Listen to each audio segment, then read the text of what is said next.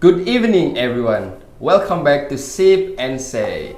Sip the brew, say what's true. This is a talk show whether you are here for a quick espresso shot for inspiration or leisurely latte of deep discussion. Our show invites you to sip, listen, and share. Today we have an extraordinary guest with us, a student who has not only embraced the vibrant culture of Indonesia, but also carries the unique experience of having lived in Iran. From the bustling streets of Jakarta to the historical wonders of Tehran, our guest has a story that blends two rich, diverse cultures. We will explore what it was like to adapt to a new environment, the lesson learned from a cross-cultural journey, and how it has shaped their perspectives on education, culture, and life. So, grab your favorite drink, sit back, and join me in welcoming our guest. So here we go, Azzam Firdausi Irawan. Yay!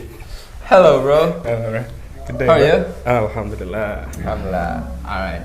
Okay. So please, first of all, introduce yourself to the audience.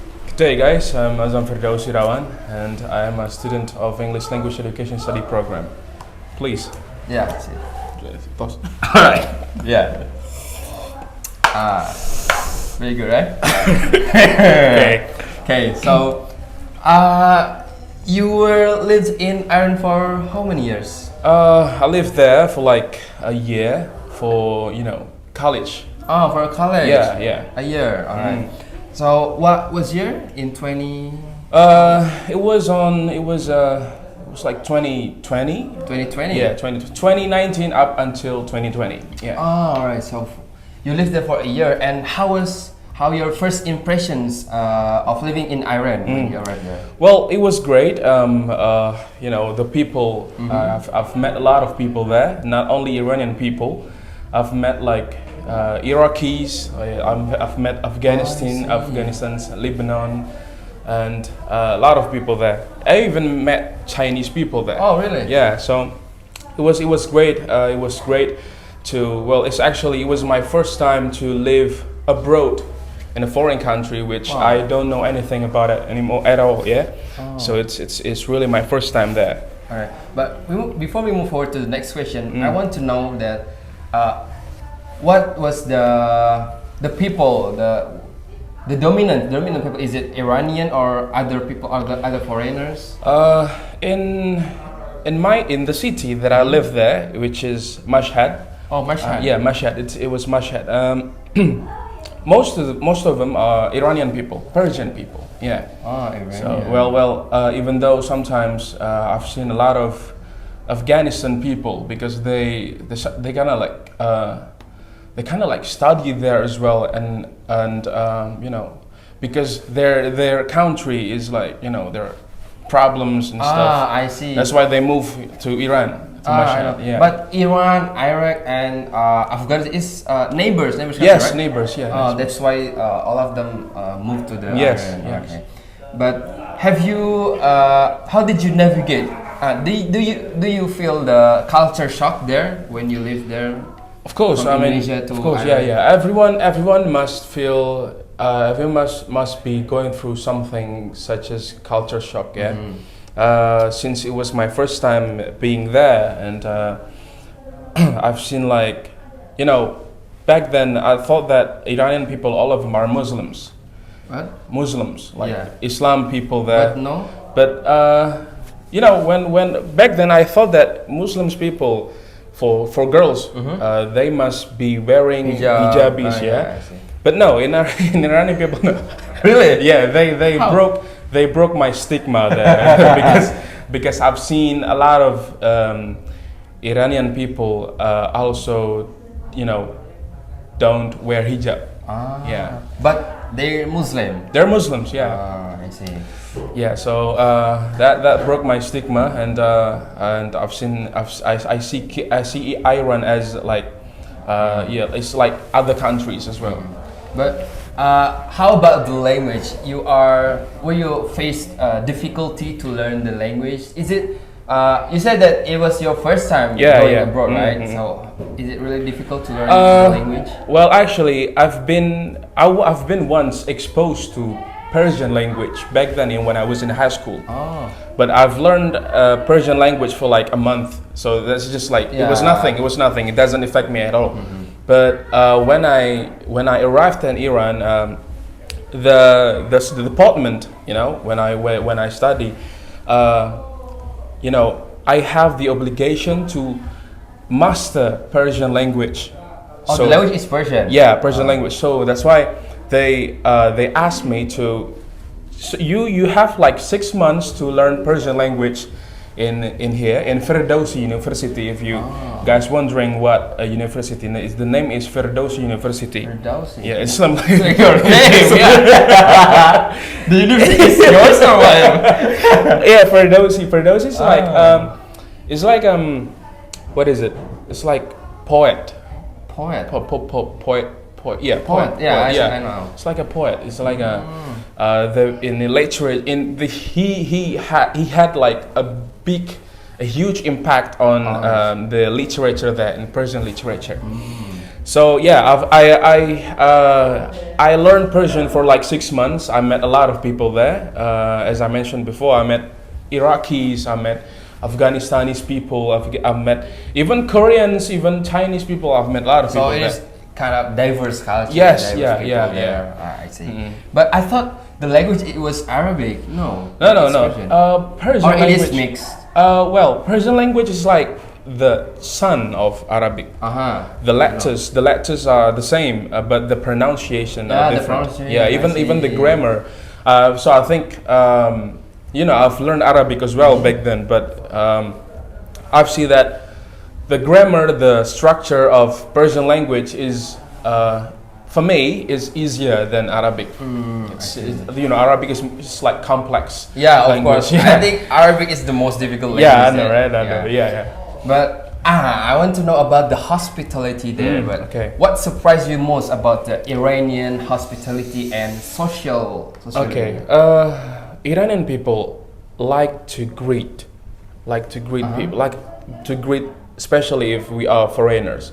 So when I arrived there, they're like salam, khobi shumo. So that's the way they greet people. Yeah. Salam, shumo chi khabar, shumo askujoy, yani. Where are you from? You know. Askujoy is where are you from? Okay. Yeah, they just ask me out of nowhere without even knowing that I'm a foreigner. So that's like they welcome me. Oh, you Indonesia. Welcome, marhaban. So they're very welcome, right? Yeah. I see. Well, the thing is, during my Persian language learning, I've seen such troubles, such as you know, the organization there that take care of the language learning, Persian language learning. They often, you know, this. For us Indonesians, there's a phrase that we remember a lot. They often say Fardobio. Fardobio yani when you have something to do, besok aja kesini. Tomorrow you come here. Tomorrow. Yeah. So that's Fardobio. Fardobio. It's like they delay something a lot. Often delay something. I think that's one of the negatives. Anyway, but it's all great. Okay. But okay. Well, do you have any memorable experience when you lived there for a year, right? Do you have any memorable experience in living in Iran? Well, unfortunately, I was like such a nerd kid. I was such really. I was such a antisocial person back then. I didn't really like to socialize a lot, but I visited several places there. I went to Qum. It's like a city. Qum. Yeah, the name is Qum. It's like a city also, but that's so Islamic. If Indonesian people say that's so Islamic, because the people that lived in Qum, all of them are wearing hijabis, the black hijabis. Yeah, there's like a place, there's like a sacred place there. It's like a grave for someone special. The name is Sayyidah Maksumah. Sayyidah Maksumah. Yeah, it's like the daughter of the previous imams back then. They were in Prophet eras. Okay. Yeah. I want to know about the religion there. Okay. Well, most of them are Muslims or Muslims, you know, with quotation. Yeah. Or maybe what is it? Well, it's not. It didn't surprise me when I see Iran, has like mazhab. You see mazhab. Mazhab, yeah. If you guys know Shia people, Shia people, there are a lot of Shia people in Iran because most of them, like 90% of Iran people, are Shia. Really? Yeah. It's quite a lot, right? Yeah, it's quite a lot. When people say that Iranian and Iraq are Islamic countries, but since I've been there, I didn't see that. I mean, there are indeed Christian people there. There are even atheist people there that don't have religions. Of course, there are people like that as well in Tehran. Tehran is like the Jakarta, Indonesia. Tehran. Is it the capital? Yeah. The capital of Iran is Tehran. And in Tehran, there are a lot of, I've seen even the LGBTQ really exists there, man. Oh, right. In Tehran. Because one time, I went to Tehran, right? When I was in taxi, I've seen like a guy driving the car, but he's full of makeups, like girl. Yes, like girl. Even he's wearing a like pasmina or something like that. Yeah. Oh, yeah. So that's kind of okay. Oh, that exists as well in Iran. Okay. So yeah, I think it's a free country as well. Free country. Yeah, but they somehow cover that with Islamic picture. I see. Yeah. Well, you said that most of them are Shia people. Yeah. But do you know that, of course, there are several Muslims, real Muslims, right? But you know the differences, like physically, or maybe there are some places that this is for Shia people, or this is for the mosque for real Muslim people. Well, is there any? I'm gonna break it to you. I think Shia people are Muslim as well, because they, well, back then I thought that Shia Muslims worship a different god or some kind of like that, and people say to me that Shia people are not Muslim, not Islam, but blah blah blah. But I've been there and I've seen that even Shia people worship God. Their prophet is Muhammad as well. Well, maybe the difference is in akidah, in the belief. So that's kind of surprised me. And they lived like neighbors, Kaji. They live even Sunni. They are Sunni as well. There are Sunni people there. Yeah, they live like they're neighbors. They doing well living together. So it's not like, well, I'm sorry to break it to you. In Indonesia, I've seen that Shia people are seen as like a group of people that like that wrong, that worship Ali blah blah blah. But that's in Indonesian, right? But in Iran, there's no such thing like that. They live together as well. They are doing well living together. Oh, I see. So there is such no problem. There's no such problem. Yeah. I know. Okay. So okay, we move to the next topic. Okay. I want to know about the academic. Yeah. Okay. You said that you were studied there for a year, college, but how it comes? Like for example, how did you move to Indonesia again? Okay. So you're not continuing there. Right. How does it? Yeah. I took Persian literature there. The Persian literature. Oh, Persian literature. Yeah, that's the department that I've taken. Yeah, Persian literature. I've been a year there, so 6 months I've I've learned about Persian language, and other 6 months, that's my first semester in college. So it's been kind of like that. So I've been there for like a year, and I've learned the lectures. The lectures are so kind to me, especially to foreigners.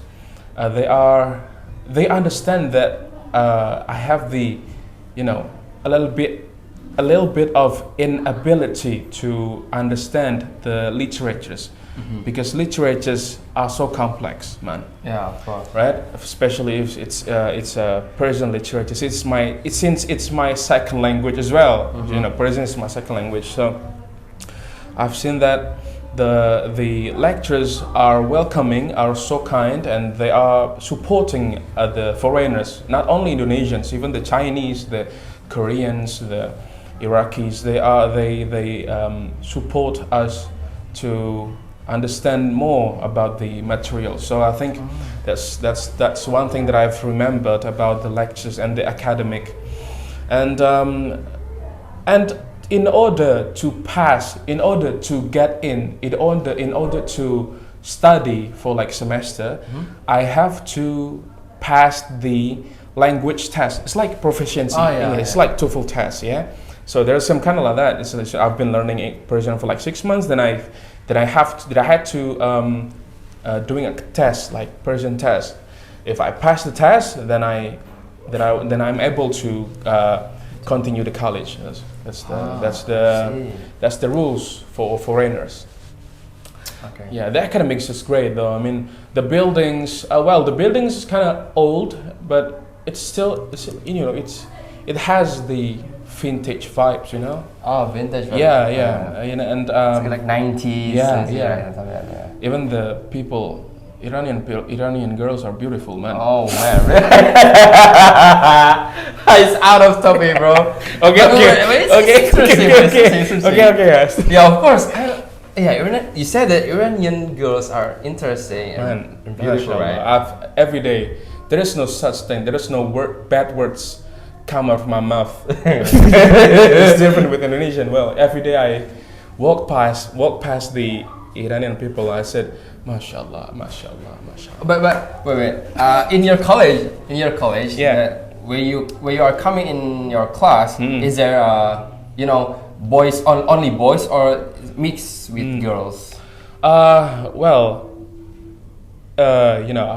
been in a class before. I've been in the Persian literature class before, and I've seen that most of them are girls, man. So the boys are like 20%. No, I mean that you can sit together in a room. Oh yeah, no. It's not the girls. Different room. Yeah. No, not different room. In the same class, but there are like two sides. There's one side for girls, there's one side for boys. But in one room. Yeah, in one room. So it's divided. Yeah. Well, it's interesting to go to Ireland. I think I want to see the girls. Actually. Forget it. Okay. We've come to the end of our session. All right. Well, do you have any kind of difficulties or challenge that you faced while living in Ireland? Well, I'm afraid I have to break it to you that I used to, as I said to you before, I was like some kind of nerd and antisocial person back then. Yeah, I've had these challenges to socialize, but since I understand the language, day by day, slowly I've grown the bravery to talk to people. So I think that's one of the challenges of mine to communicate, to socialize with Iranian people. Well, I think that's the challenges, but Iranian people, all of them are great and welcoming, man. That's it's like personal challenges. I think it's personal problems. Yep. Yeah, that's true. I think I agree with you because all people, I think they are all kind, right? They are all kind and very welcoming. Yeah. So I think this is the end of our session. Well, we've come to the conclusion that here Azzam Firdausi has had living there for almost a year. Yeah, right? yeah. A year in Iran. The fact that he is very very kind and very true about the how the social life in the Iran. And I think before we close the programs, do you have any closing statement to the audience? Okay. Well, don't be afraid because I've gone to Iran because I failed the SPMPTN, blah blah blah. I've failed to go to college in Indonesian, but I've come up with a plan to go abroad to live in a foreign country. This is my first time, of course. So if you want to have that experience, I think don't be afraid to shoot the shot, take the shot, and do it for the plot. Hey, that's very good closing statement, I think. Yeah. Hopefully, Azzam's story is very inspiring, right? Of course, it shows that every big achievement starts with small steps and a commitment to keep the dreams, keep going and achieve the dreams. Nice, right? nice. All right, I think that's all the Sip and Say talk show. Well, see you next time. Well, before we close, can we raise a toast again? Yeah, okay. All right. Cheers. Yeah, well, I have a jargon about this talk show. Well, when I say Sip and Say, you will say, what is it? wait. Okay, I forgot. Cut aja. Okay. I have jargon, and then when I say sip and say, we are together saying sip the brew, say what's true. Okay, sip the brew. Aduh, oh no, it's already drink, bro. It's already drink. It's empty already. Yeah, man. it's empty already. Yeah. I've drank all of them. Yeah. Later I will refill again. Okay. Sip and say, sip the brew, say what's true. Come on. Yeah, we can do it, okay?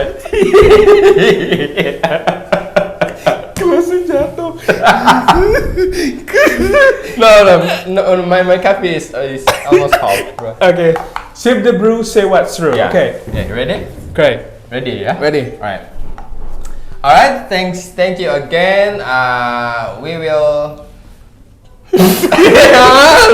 Alright, cut, wait. Okay.